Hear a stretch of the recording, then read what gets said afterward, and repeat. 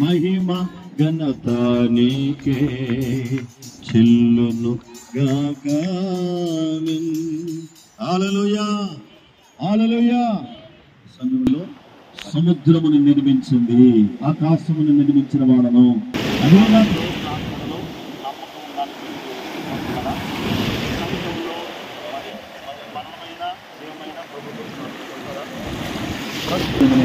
దేవుని ఆత్మ కొరకు ఎదురు చూసిన వారికి దేవుడి ఆత్మను దేవుడు నిశ్చయముగా అనుగ్రహిస్తారు. ఇప్పుడు ఎవరు సాక్ష్యము ఈ బాప్తిసం పొందినట్లు?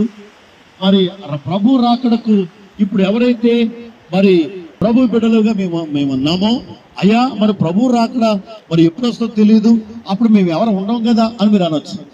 అప్పుడు మీ లోకాన్ని విడిచిపెడతాం కదా, మేము ఉండకపోవచ్చునంటే అప్పుడు ఎవరు సాక్ష్యం అంటే సముద్రము సాక్ష్యం. ఎవరండి? సముద్రం. రెండవది ఆకాశం.